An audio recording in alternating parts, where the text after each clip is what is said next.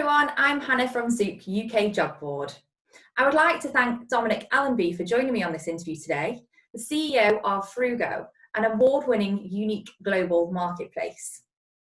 As the largest shareholder in Fruugo, you have successfully built one of the fastest growing technology companies in the UK, with a fully localised transactional website connecting millions of shoppers and retailers.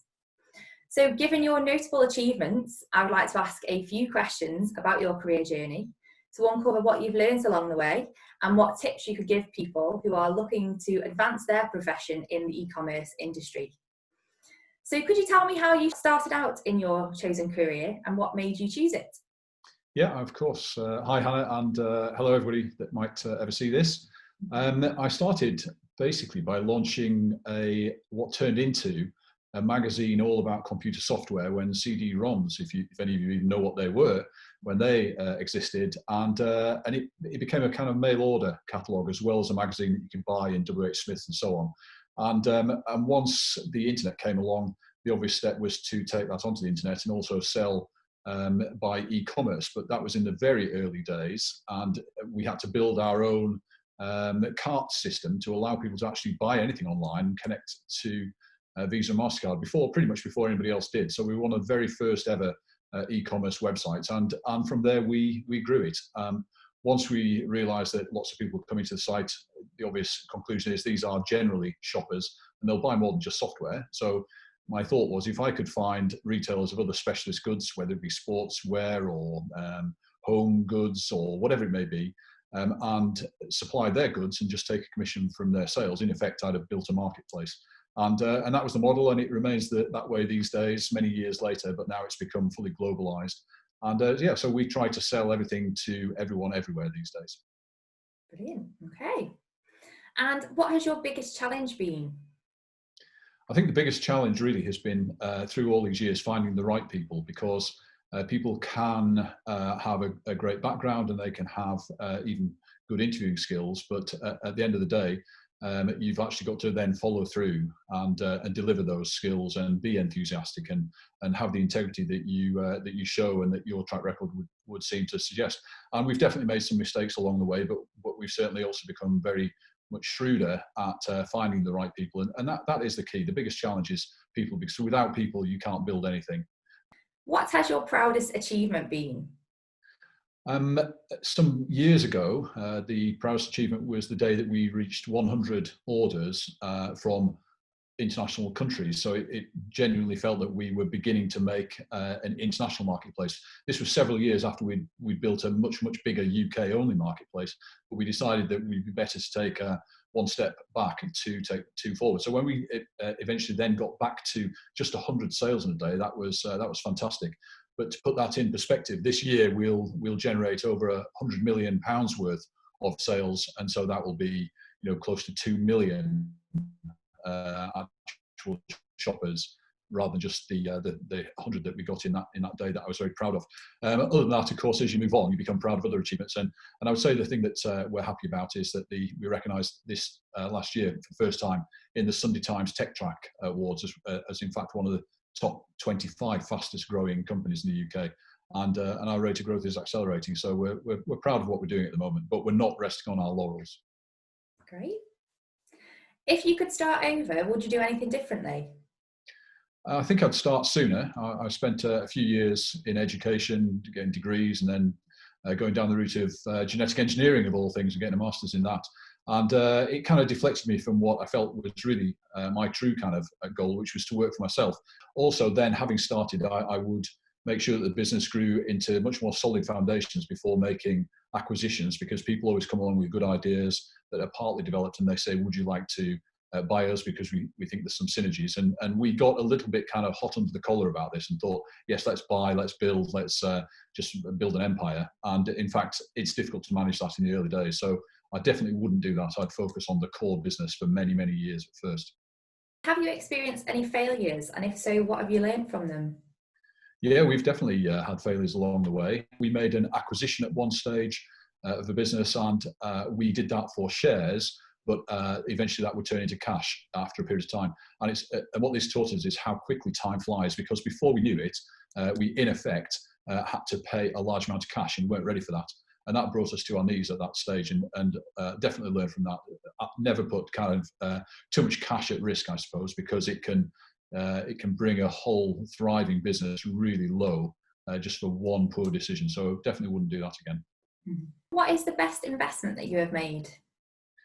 Without any question, the best investment was actually buying Fruugo, the technology platform, from the Finnish investors who had originally built it. I merged my successful UK business with them, and then for various reasons, I got the opportunity to buy the whole thing. And I bought a platform that these guys had put about 35 million euros into. The chairman of Nokia was one of them. The chairman of Shell Worldwide was one of the investors.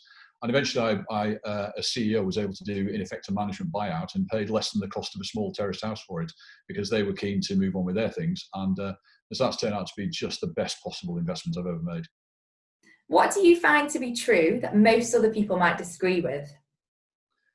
That's a very good question, isn't it? I would say that the general perception is that everyone would love to win a huge amount of money on the lottery. I actually think that would be a bad thing. I think it's true that it can cause all kinds of problems if people are, well, clearly they're not used to the money and the things that brings, the good side and the downsides. So I think that's the thing that I find to be true that most people disagree with. What charities do you support and why?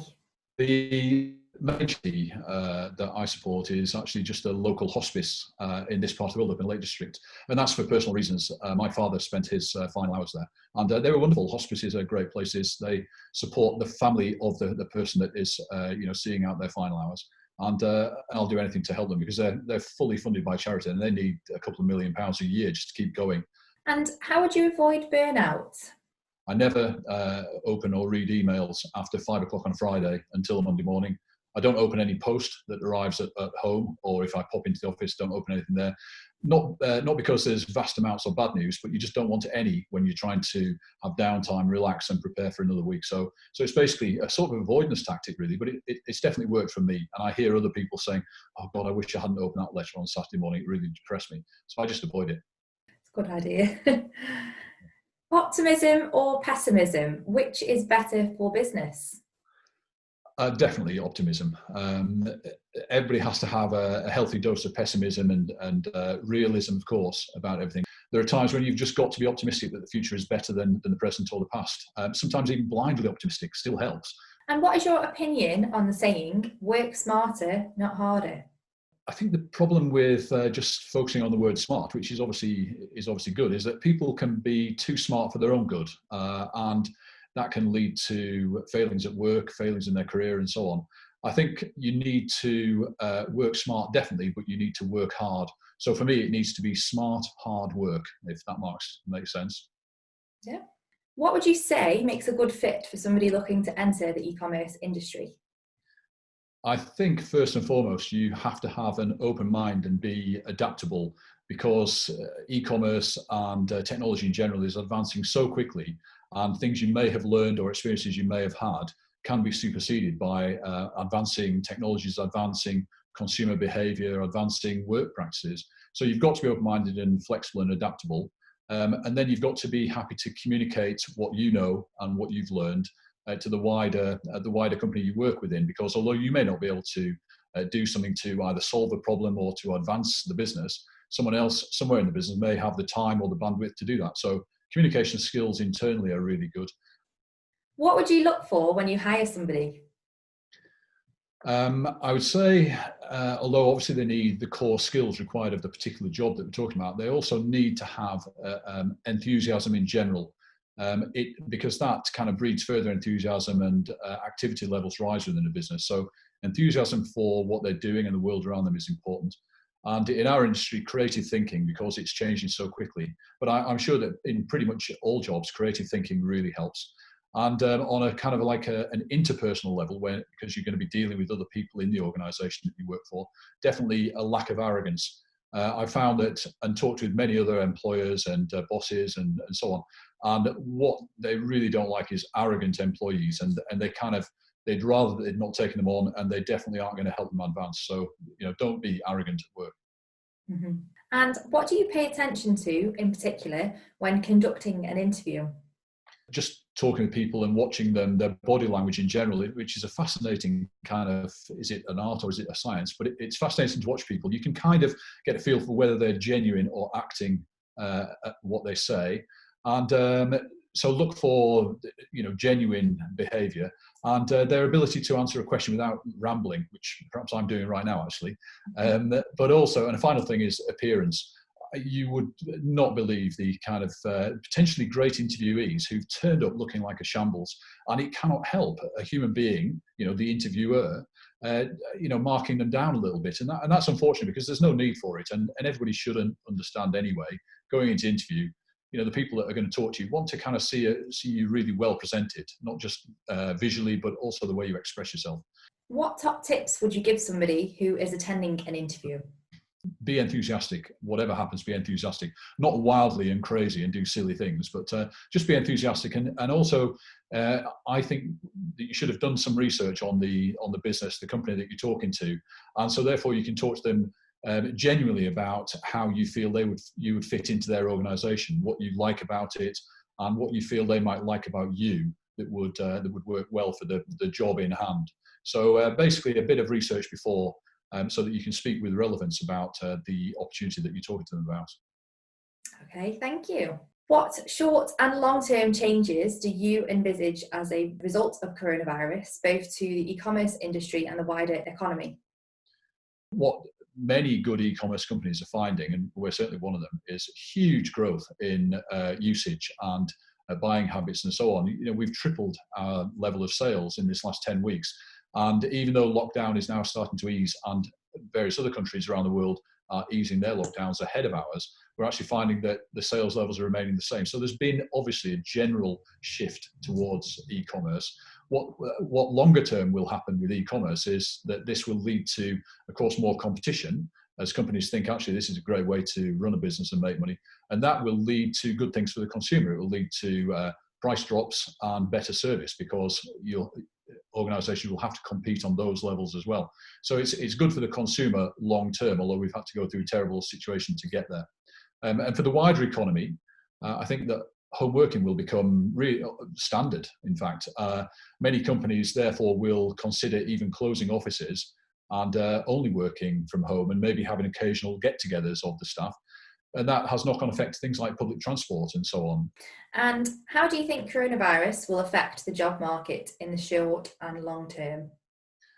Well, home working, again, will be the biggest change, and that will become the norm, I think. And also, I think there'll be less movement between jobs due to increased competition for people.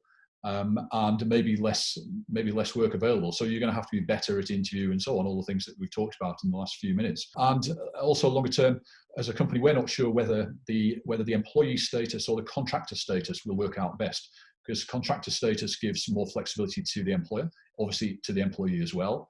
But there's a financial kind of difference between the two. So that one will resolve itself in the coming year or so for businesses, which way to go. But there's no question that this working from home will be the biggest thing. Okay. How can you keep people motivated long term if they are remote working? Well, remote working has been a shock to the system of all companies, I guess, on this level at least, where pretty much everybody's doing it. And communication with employees and between employees is really key. So right from the get-go of this lockdown, we as a company started holding team meetings by Zoom or other methods every morning, and wider whole company meetings every few days, just to keep people informed, but also to keep them feeling part of a bigger entity than just their own office or their own front room where they're working. Company-wide updates are great. We vary the tasks that people are doing to the extent that it's possible. Sometimes it's not that easy. And little things like making sure that the company knows that somebody's having a birthday, for example. How has coronavirus affected hiring and candidate demand in the e-commerce industry? Well, already we're very much aware that there's a larger pool of people to choose from or to interview and select from. And we've actually hired people during this period because of the rapid growth in sales, which has meant we need more customer services people, we need more accounts people, we wanted more engineers and so on. And what we found is that we've had approximately double the number of applicants we would normally have had.